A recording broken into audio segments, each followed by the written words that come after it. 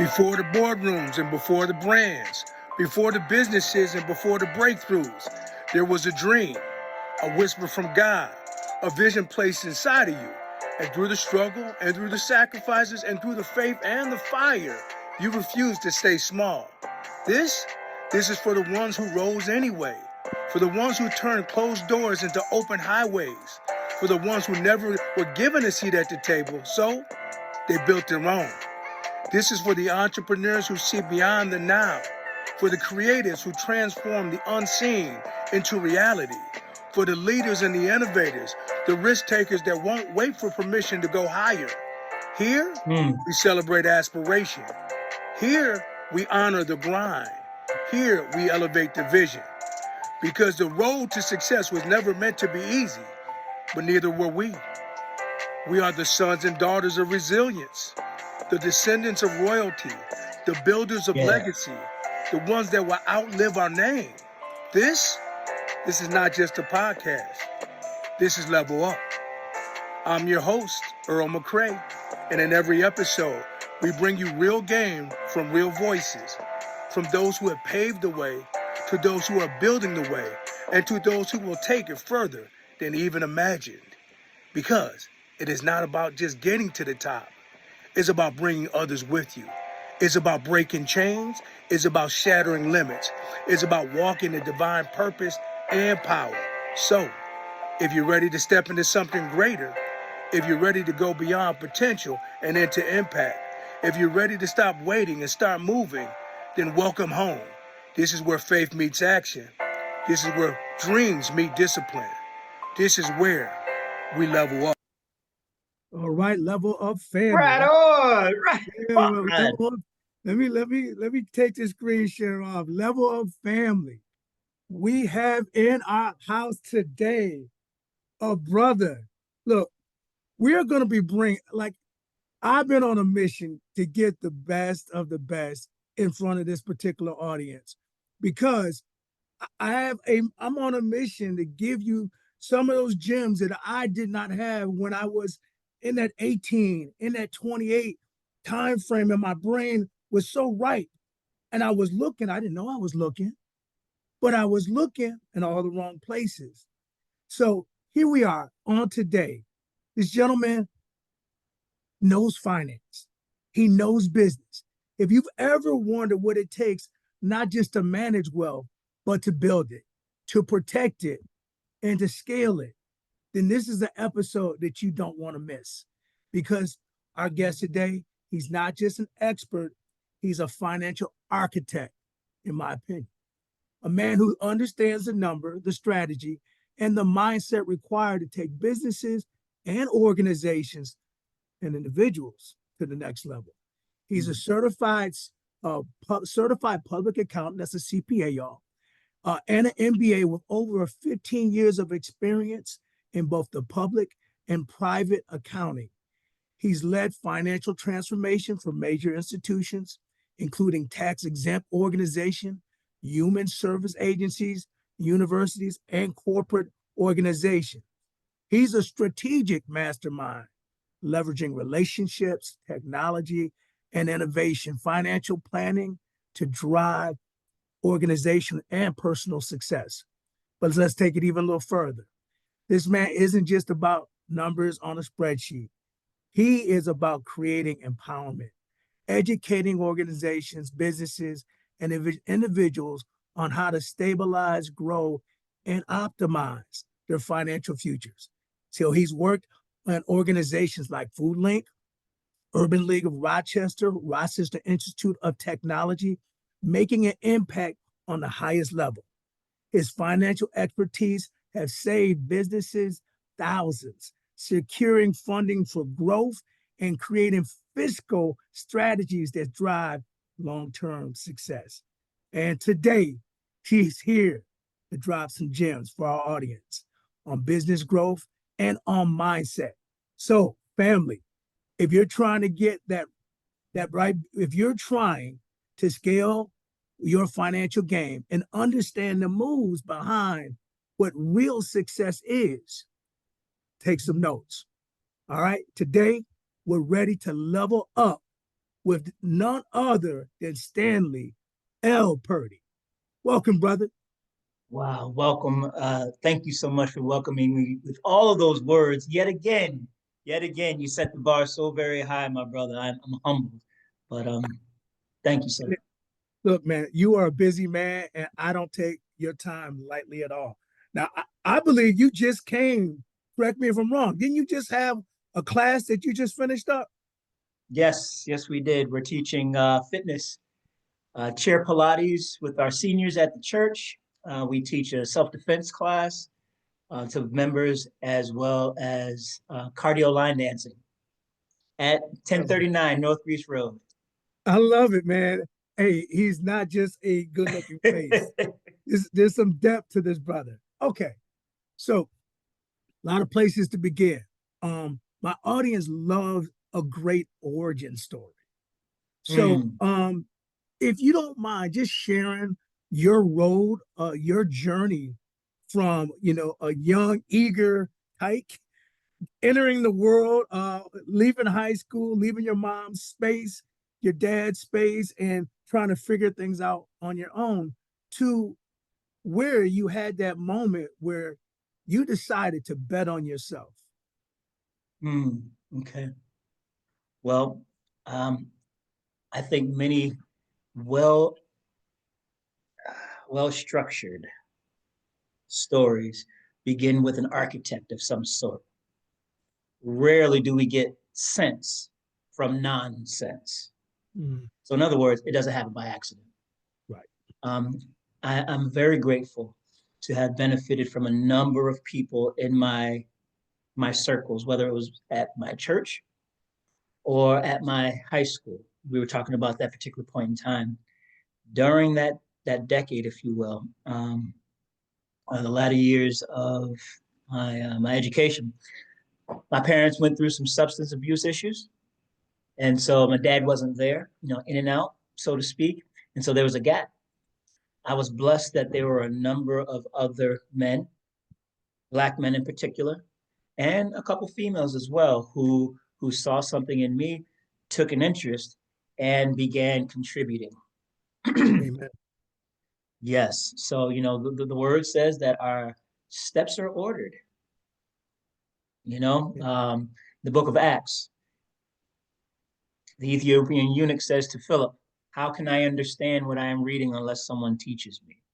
It's all about opening the mind to be able to receive when a path has been laid out for you. And that's why I greatly honor what you're doing here, right? Your service to the community in this regard replaces the many opportunities that men like you and I have to speak to someone else. So thank you for doing what you do. Continuing on with my story, I graduated from the Academy of Finance in Buffalo, New York. The mission statement of the Academy of Finance, let me back up. I graduated from the Academy of Finance and ended up attending Canisius College. I graduated from Canisius College with my undergraduate degree in accounting. And it was during that time that I ended up having my experience at Harvard Business School. So I do not have a degree from Harvard. I want to make sure that your audience is aware of that. Harvard has a program called the Summer Venture and Management Program. It's basically an invitation to college students to go out, get whatever experience you're going to get in life, and then apply for your MBA experience, right? Your graduate school. Okay. And so I was one of 64 students that was selected at that time to go to Harvard and have that 2-week summer program, summer experience. Now, the funny thing is, yet again, about your steps being ordered, I didn't apply for that. It is by invitation only, and it's competitive in terms of how you go about doing it. So you can't apply, and it's by invitation only. How about that? Okay. Like many other things, it's the network and relationships that you have, right? 85% of the meaningful jobs that are out there and that are available are not publicized. That is correct. Right? Yep. So, the old adage that it's not what you know, it's who you know. While that's not entirely true, there's a whole lot of merit to it. Which, there again, you're creating the community for us to do that. So I continued walking in that path, you know. Now, let me be more specific. My foundation, my motivation during those years and throughout my life has been my faith. So the times when I was young and brash, you remember them days. Mhm. And I thought that I knew that I knew. Yes, sir. Yes, sir. I was blessed enough to make only mistakes that I couldn't pay for later. Hmm. Blood, sweat, and tears. Hmm. But when things were confirmed for me, right, when the Lord spoke to me and confirmed that this is how he wanted me to move and conduct myself, and I was obedient, then there was fruit. Thank God there was fruit a couple good times. Hmm. Right? So I continued on, graduated from Canisius. I started working at KPMG Mark, which at the time was one of the big six firms on the planet. I started out there. Then after about 2 years or so, I met the woman who became my wife. I Hmm. relocated to Rochester, started over here again, following a word, right? Trying to be of faith. And continued on with public accounting here. So why public accounting? I was interested in public accounting because I've always wanted to be an entrepreneur. I've always ascribed to the idea that I eat what I kill. I have Yes, what sir. I have because I put effort into it. Yeah. And if it wasn't that, then it was given to me. And if it was Hmm. given to me, then I have a debt of some sort to either pay back to the source of the blessing or to pay it forward so someone else can receive the blessing. Either way, right? Either Hmm. way, there's reinvestment. That's right. That's the point I'm making. So I was grateful for that. I was definitely grateful for that. And that's kind of how I ended up here in Rochester. And you kind of listed off some of the companies that I've worked for here. I was also, those have been good experiences. Yes, sir. Yes, Mm-hmm. sir. For my audience that's kind of listening in, Yes, sir. um, there are seasons in the journey when you are walking more by faith than you are by sight. You know, what would you say? And maybe this doesn't apply to you, but for a lot of my audience, um, they're in a grind season where they can either um give up on the dream or on the larger vision of themselves, Mm-hmm. or they can push through.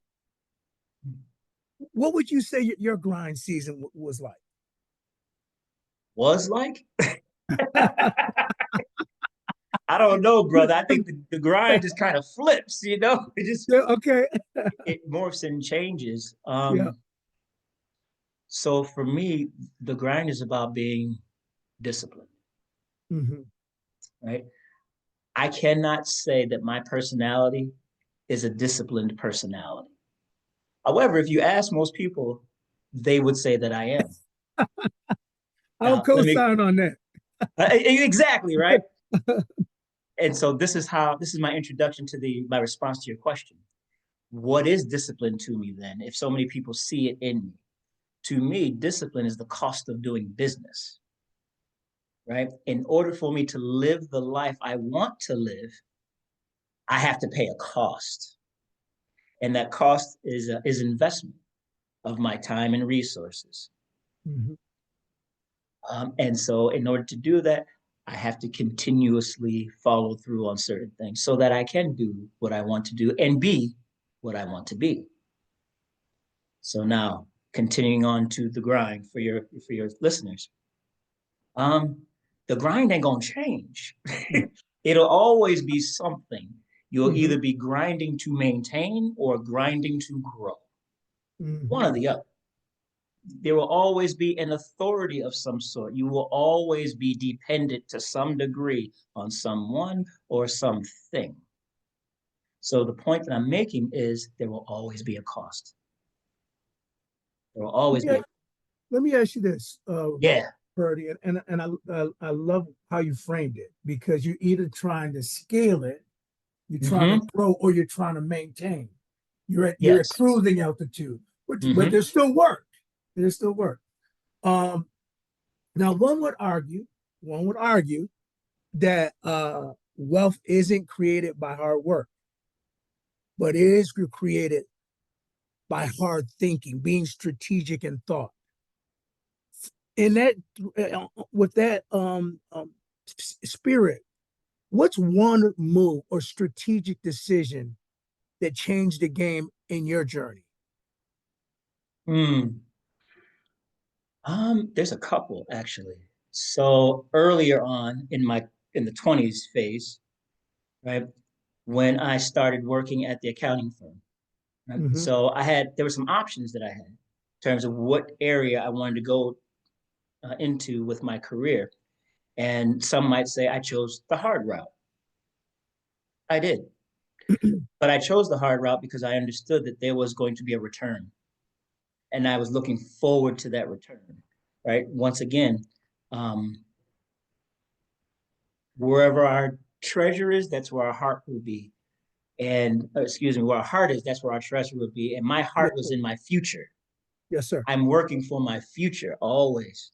So the decision to invest in my future rather than investing in other things framed a lot for me, right? My decisions were easy because it fell within that scope.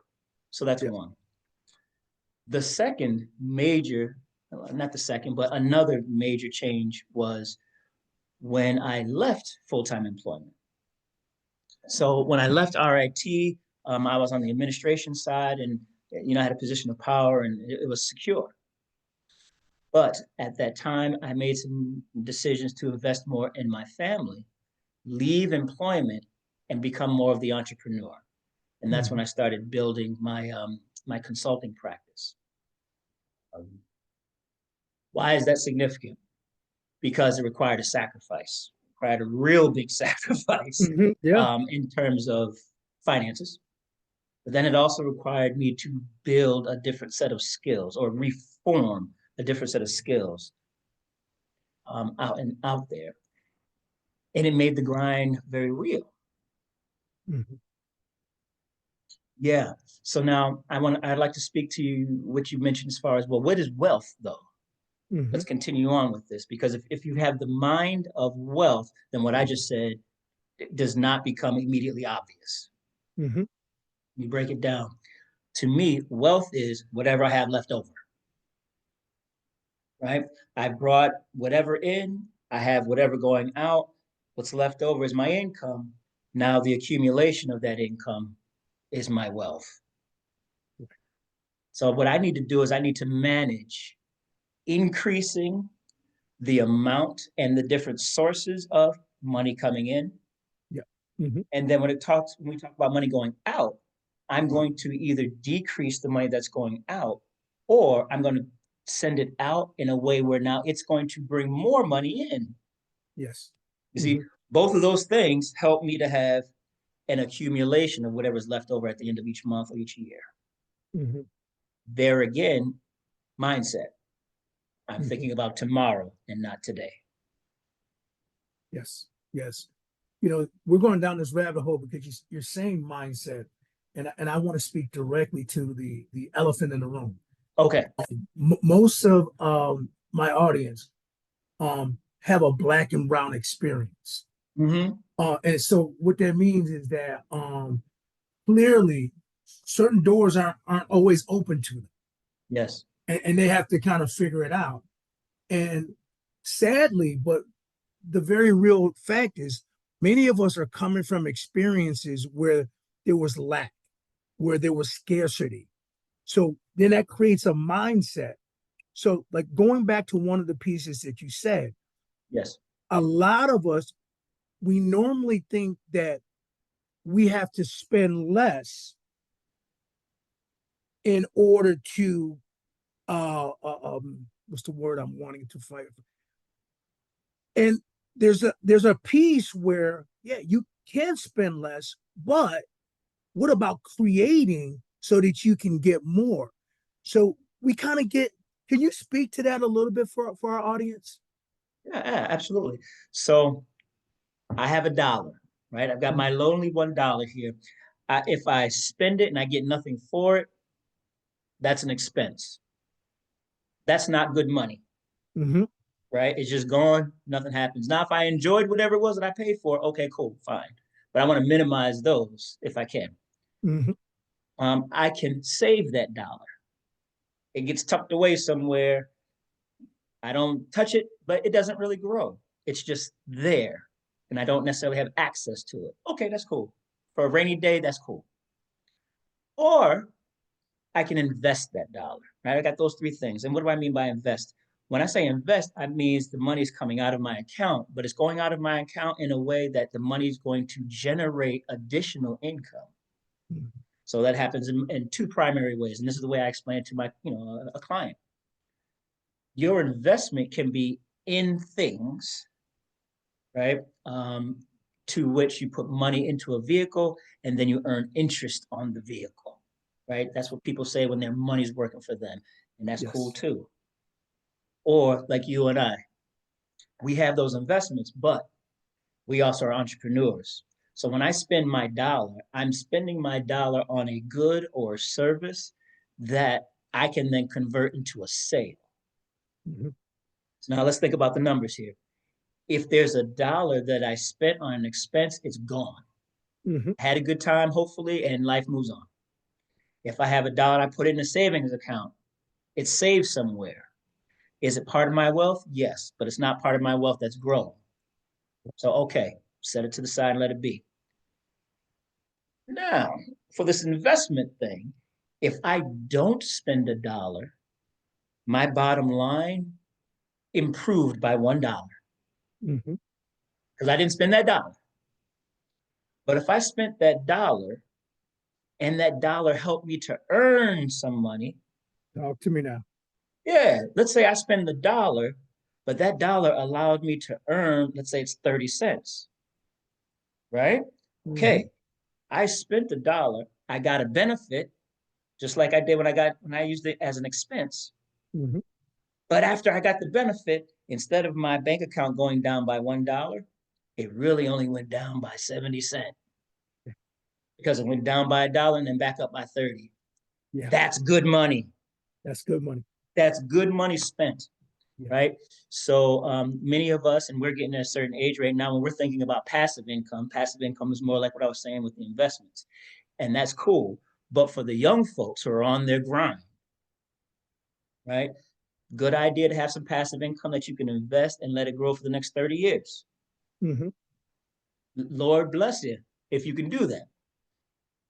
Mr. McCray and I experienced during the 90s massive declines in our retirement Yes. account, right? Yes. It impacted a whole lot of things.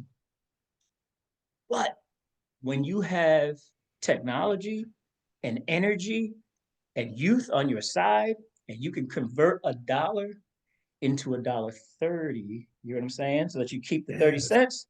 Oh Yes. man, that gets reinvested back into the business. Mm-hmm. That's the grind. Yes. Reinvesting. Yeah. Yes, sir. Perfect. Perfect. Talk to my audience about this, Brother Stan. Hmm. What's the biggest misconception about building wealth?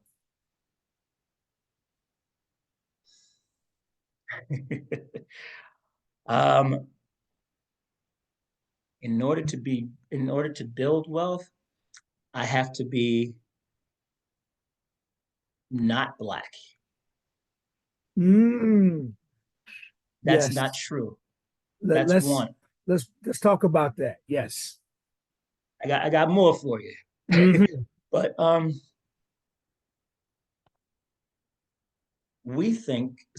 many of us think that as Blacks, we're not able to build wealth. Now, it's true that we don't have access to some of the advantages that our counterparts do. Mm-hmm. When I say advantages, we may have to spend more because we don't have scale of size, Mm-hmm. right? They may work together so they get better pricing. That's Mm. real, That's real. right? Or because we're not working collectively, we have trouble in terms of pricing, Mm-hmm. right? Mm-hmm. So What's the answer to that, in my opinion? The answer to that is cooperative economics. Speak Right? to it. Speak to it. You do business with those that do business with you, right? I spend money with people in my circle, and then they turn around and spend money with me. And our money goes back and forth within our circle. And as we generate more money outside the circle, we bring that into the circle. Right. And it just continues to grow. But you have to have the investment, right? You got to make the commitment, excuse me. You have to make the commitment to do that business and to support each other. Yes, yes, yes. The other misconception is pricing, right? Because we don't have access many times in order to be competitive, in order to turn a profit, we have to charge high prices. And we end up seeing that. That's not necessarily the case. Once again, with the proper education and getting access. Your question was access. So how do we get access? We get access through our networks and relationships. Yes, sir. Period, point blank. Understanding who are the players in your particular field or industry, and then spending whatever you need to spend in order to have to get information, to get real-time information about what's going on, so that you are cutting edge. You know what's going on. You know where the people are that are making decisions. Those things are valuable. That's where you have to spend money in order to make money. Yeah. Right. Broadening our social networks. So if we want to make money, do we have to spend money within our community? Absolutely.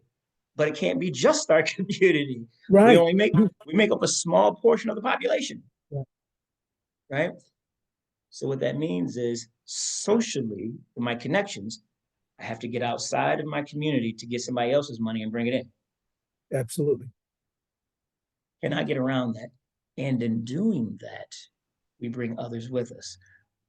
One of the, and I don't want to ramble, but let me just say this. So one of the things that helped me along in my career is volunteering. Because I was receiving a degree, I was being educated, which pulled me into being on the finance committee of the Langston Hughes Institute in Buffalo. I didn't know anything about a board of directors or these different corporate committees. When I became active in my community in that regard, giving of my time and education, I learned about how businesses are operated from the strategic level, not just operational. And so what I would say to some of your people who are, like you said, on the grind, if there's an organization where you can give a little bit of your time, find a way to give a little time. Yeah. Right? Give a little bit of time, plant that seed in that organization, in that individual, and do what you can to help it grow, because it will reap rewards for you. Whether it's $1 because they made a sale, which is not what we're looking for. What we're looking for is the relationship to give us access to information we don't currently have. I love it what you said, Brother Stan, because I think there's so much value into people understanding that, in fact, it is the network that is the misconception. And so if we're willing to pay to get in the room, now paying doesn't actually have to be a dollar, but it's bringing value. You talked about community service. You talked about, sacrificing from other things to perform a service for an organization. Whatever that looks like, if we're willing to pay to get into the room, then our networks will grow and then our opportunities will expand. And that is a huge thing, because it's not the man. The man's not holding us down no more. What's holding us down is this. Yes. Right here. Yes. Thinking. Which brings me to my follow-up question. Yes, sir. According to one of my mentors, Byron Allen, wealth is about ownership and not just participation. So one of the things that I would like to ask you is this: when we talk about wealth, most people play it way too small.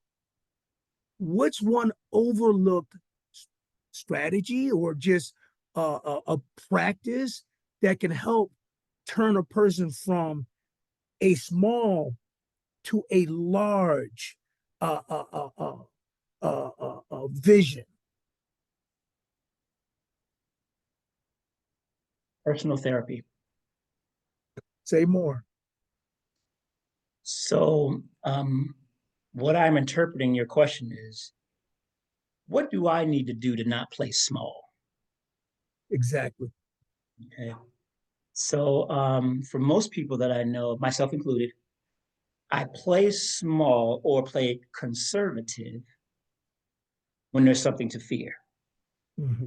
There's an outcome I'm trying to avoid. And so, therefore, I'm going to hold back a little bit. And it's real easy to see, if we were out in the community somewhere and you got two different kids, one kid looks like this, one kid looks like that, right? One Mm-hmm. of them is comfortable in their environment. Sure. And as a result of them being comfortable in their environment, they take chances Taking chances. that the other one does not. Yes. And it's the taking chances, it's the risk that we Mm-hmm. assume that reaps the rewards. Mm-hmm. Yes. So, since that's the case, psychologically, scientists and doctors say we all bear certain wounds, internal wounds, right? I have an insecurity or whatever it might be. In our vernacular at church, we have old self-love, Mm-hmm. Mm-hmm. right? And so, in order to, as Bob Marley would say, free your mind, I, I have to liberate myself from my fear. Say that again, because that's not easy. That's I have not. to I have to liberate myself from my fear, which is difficult to do by yourself. Right? If you haven't been raised that way with self-esteem and healthy means of detachment, because there's always going to be some detachment. You weren't raised that way, and now you're 20-something years old, you're on the grind, you're trying to accomplish something, and no matter what, there is negative self-talk going on up in here. Yes. Don't, or they're going to say, they're going to think, they're going to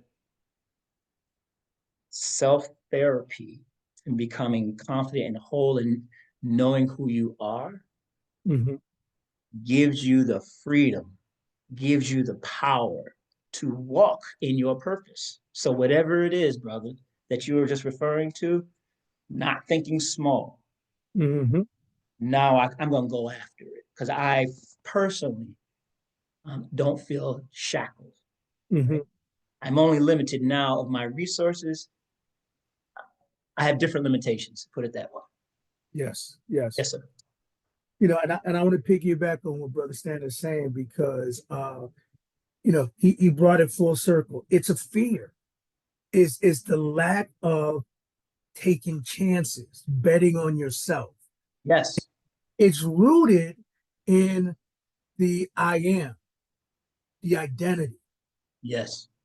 And if you can speak to my audience, maybe a personal anecdote or even a personal example of how you had to grow in your identity, because you are not the same man today that you were 10 years ago or 15 years ago. How did you grow in your I amness? Mm-hmm. Mm-hmm. Necessity. Mm-hmm. Right. Um, I feel that we're either running towards something or running away from something. Yes, sir. Very Right. good. One of the two. If I'm standing still, I'm dying. Yes, sir. Life is a river. It's moving. You can't just stay still. You're going to move. So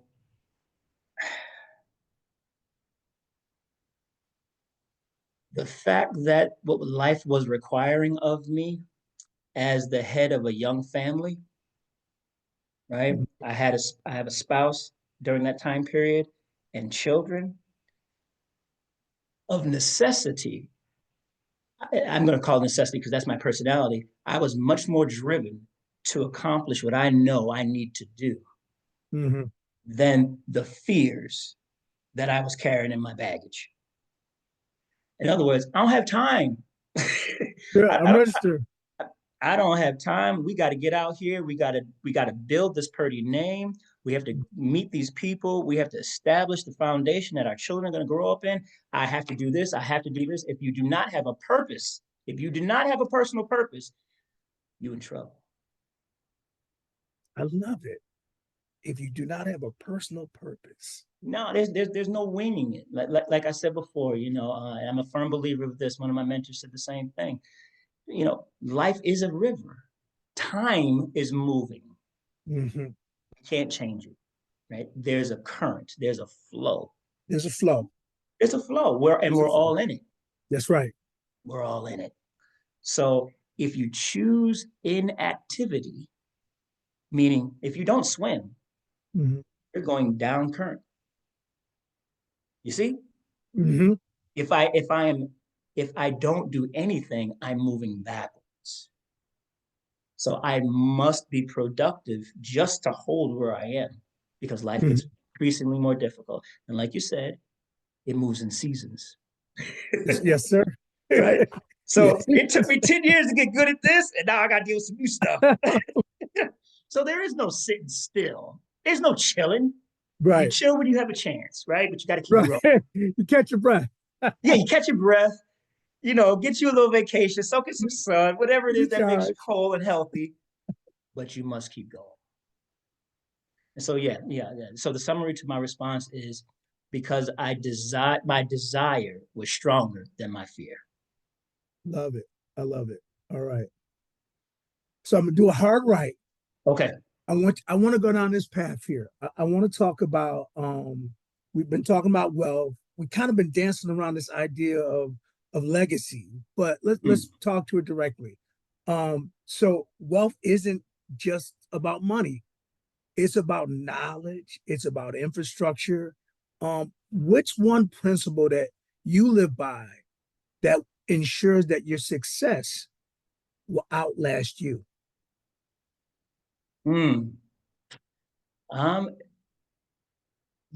That is not a top priority of mine anymore. Okay.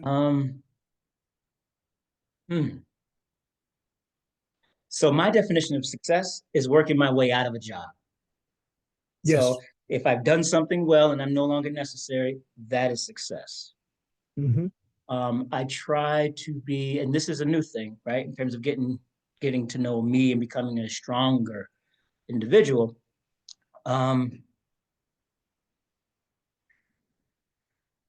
As I attack things, I'm learning to be content, as Paul the Apostle would say.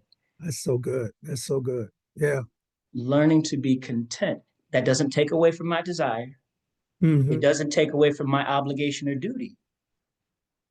But I'm learning to be content with what I feel is my best effort of authenticity towards this end. So I have taken myself out of the captain's chair, right? I'm the first officer. I'm going to execute. Mm-hmm. But now my higher power, right? Jesus and the Holy Spirit, they are in the captain's chair. And I'm saying, hey, man, what we doing? Right? And so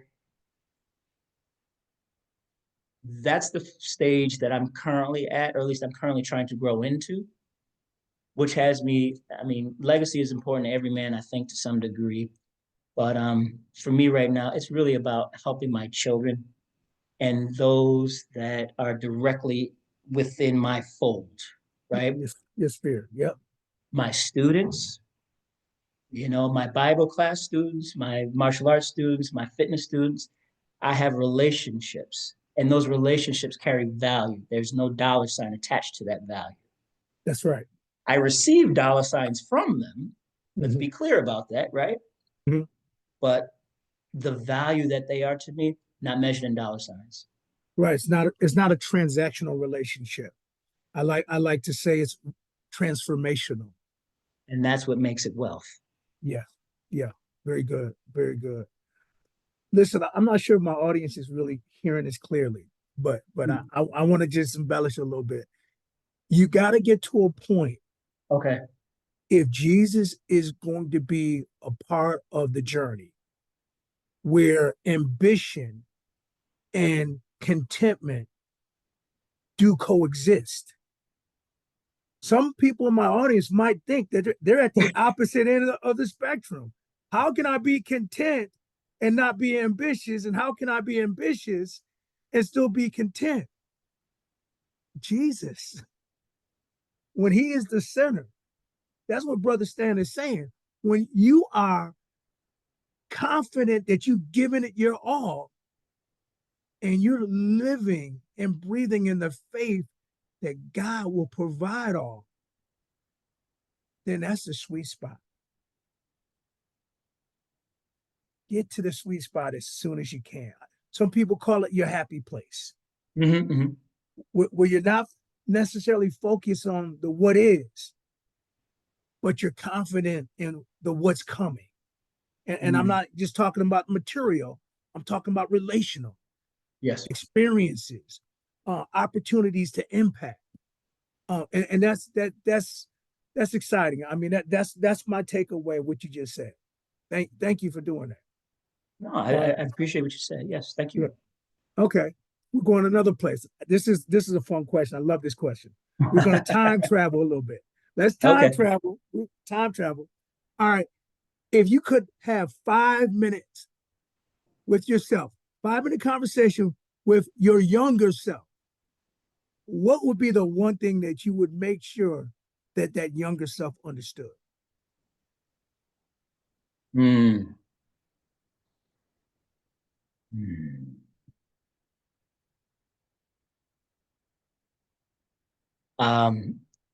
There's an artist by the name of Junior. Okay. Used to sing that song. Mama used to say, "Take your time, young man." Mama used to say, "Don't you rush to get old." Yes. One of the things I would definitely share with my younger self, chill, right? I am very grateful for the energy and determination that I had during those years, because those years made me who I am, right? It allowed me to live a certain life later on. Yeah. But that mental and emotional piece that I was talking about a moment ago, my cognitive abilities, my professional energy, that was my escape from this and this. Sure. So when I say take your time, I would say, you know what, there's a couple things you need to finish investing in and close the door on that first. You know, Paul said to Timothy, "Let no man despise you for your youth." No man. Growing up in the conservative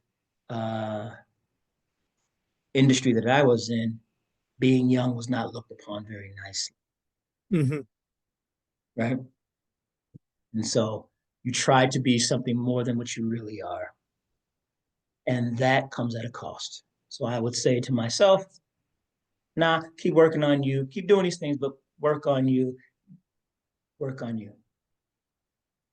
You know, Stan, one of the things that is becoming more and more mainstream, I'm not sure if that's the best word, but in the Black and brown community, yes, mental health has never been like a conversation that we had around the dinner table. Sure. And now I feel like there's a bit of a shift where, you know, like, oh, I have a therapist. Okay, there's no red flag, because we do need to have a mediator, someone outside the immediate circle that can help us sort through some of the self-talk. Because in some cases, self-talk is the best motivator on the planet. But then that inner critic, you're never happy. You're never satisfied, because that self-talk always is giving you that negative reinforcement. Yeah. And so it's interesting, the advice that you would give your young self, your younger self. That resonates with me. I'd like to share with you a little bit more about that. Yeah. So, again, I had these very meaningful mentors, and they got together. I think I was about 24, 25. I was going through some challenges in my life. They got together and they formed, the eldership circle. They invited me in one Saturday, late morning, and we spent the whole day together. Oh my gosh. They beat me up bad. Oh, wow.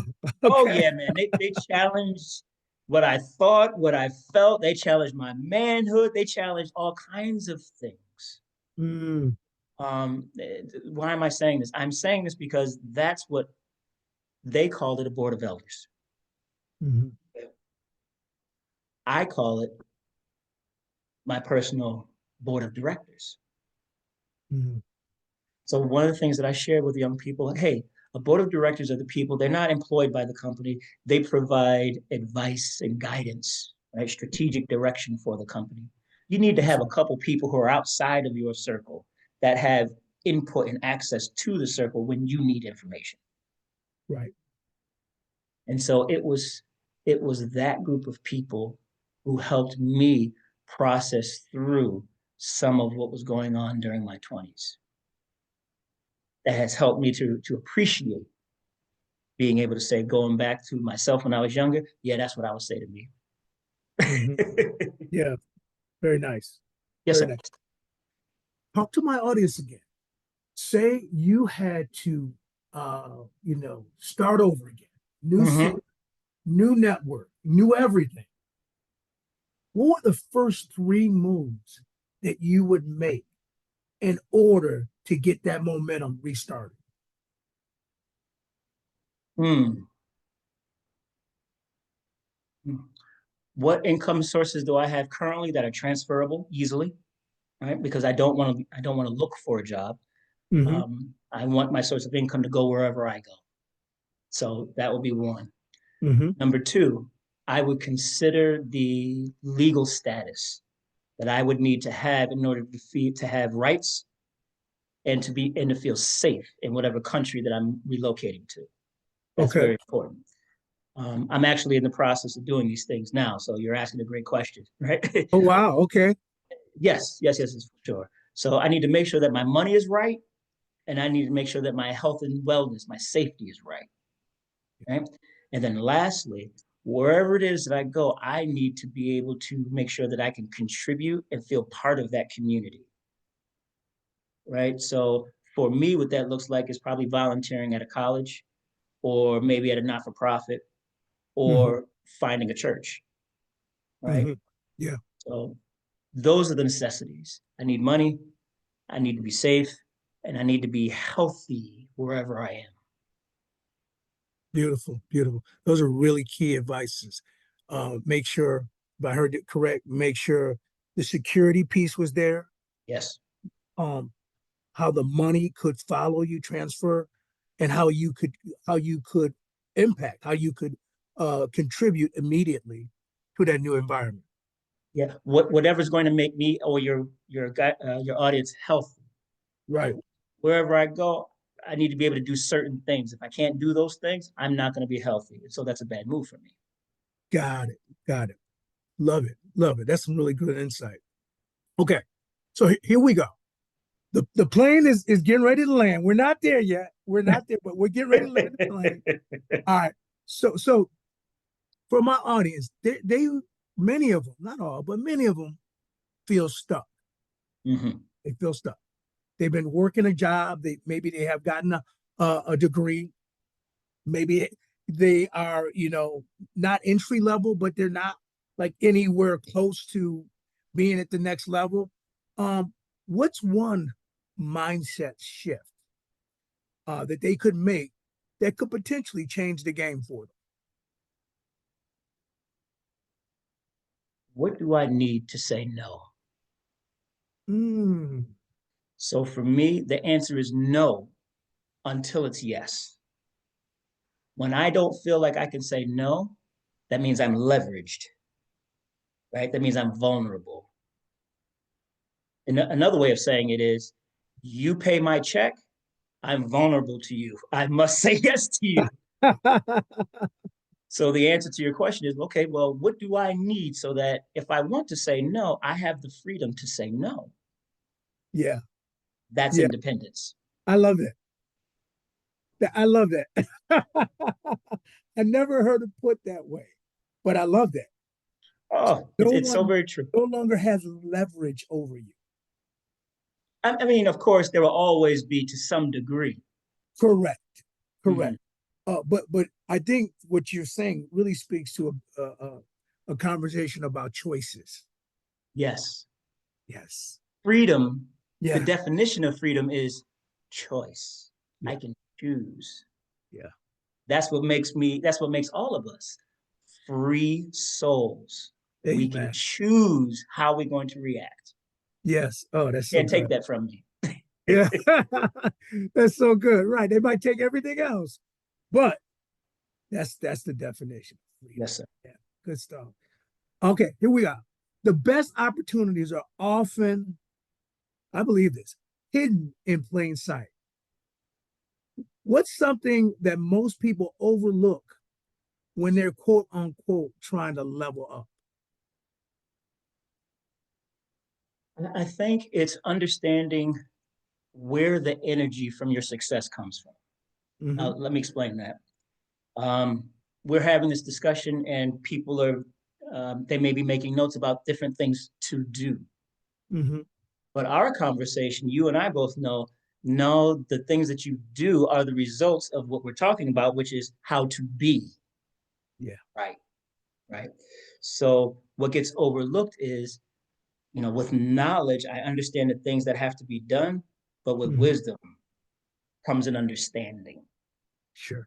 So what I would say is to be humble, Mm-hmm. and whatever these things are, go to those who have experience or go somewhere where you can trust the source of information so that you can have a better understanding of what's necessary to do that thing that's on that list. And do you really want to do it? Do you? Yeah. You Do may you? think it's so important that I use the term mentor. Okay. That's initially what you just said. Mm-hmm. Because when we all get I call it shiny syndrome, shiny object syndrome. Oh, that looks good. That looks good. But when you Right. have a mentor, when you have a source of wisdom, they can give you the pros and the cons, and they can help you demystify. You have a situation that's the size of a quarter, but you got it at your eye. Yes. They can help you take that situation and put it into focus I and like see that one. around it. That's wisdom. Yes. That's wisdom. That is a big time overlooked thing. Thank you for highlighting that. All right, we are landing. This is our final question. So Okay. please knock this out of the park. Here All we right. go. All right. All right. Because this is the Level Up podcast, we don't just talk about success. We try, we focus, we strive. It's all about the execution. Hmm. Someone is listening right now and they're inspired. They're ready to move, but they don't know where to start. What's the first step that they need to take today to change the game? Hmm. I would say make a commitment to yourself. Make a commitment to yourself to make a plan. Mm. Right. So first, make the commitment that I'm going to make a plan, and start today with what do I want to accomplish and why. So that's two things. I know you said what's the first thing, but Okay. I think the two have to go together. Mm-hmm. And this is why. If I do not make the commitment, Mm-hmm. again, it goes back to your character, right? But if I don't make the commitment, it doesn't really make much difference what I said. That's right. It really doesn't. And for me, if I make the commitment, I feel pressure, right? I feel internal pressure to do what I said I was going to do. Right. I And I love think it. that's important. Yeah. Right? And Pressure's then good, by the way. Pressure's not bad. pressure makes diamonds That's or a right. lump of coal or a lump of coal. There you go. So you got to figure out where you foul. Yep. Yep. Yes. But you know what? Oh, Let me be careful because I don't want to speak as if this is something that I have mastered, mm, right? mhm. Because again, I'm moving through a new season, learning old lessons in new ways. Yes. So I think it's important to give yourself some grace to do that. Amen. Well said. Well said. Well, Brother Stan, man, we are at the top of the hour, man. That was quick. I asked you about 6 months ago if you would come back, and you were gracious, and I know you were expecting a little different flavor, but I'm glad we focused on what we did Yeah, because yeah. I believe it's really gonna be a gateway for some people who are making more of the moment than it actually is. Get comfortable, give yourself some grace, and enjoy the journey. Sometimes we get so focused on the doggone destination, we don't appreciate the journey. Oh man. What Wow. things I wish I knew back then Yes, that sir. I can appreciate right now. So, man, again, man, big time gratitude. I'm going to ask you in advance. Now, you know what I do once a month with the mentees from church. I Okay. have a gentleman that's gonna, I'm gonna be doing a Zoom meeting. He's gonna be speaking to the young people a little bit tonight. I would love if I could put you on that short list as well to come speak to my mentees as well. Oh, I would be glad to. We could definitely get something on the schedule. Love it, love it, love it, love it. All All right. right, audience, that's a wrap. Hold We got on. enough. Yes, yes, go ahead. Yes. I'm sorry. So for those of y'all in the listening and viewing audience, Brother Earl just exemplified commitment. We're going to close the deal before we close this meeting. Learn from the master. I don't There you believe go. you just said that. Oh, yes, I did. Yes, I Oh did. my I'm goodness. giving credit where it's due. Yes. Well, I model, just modeling. Again, man. So heartfelt thank you. Yes. And as always, to my audience, be blessed, but more importantly, be a blessing. Take care. Good night, everybody. Good night, brother. Thank you.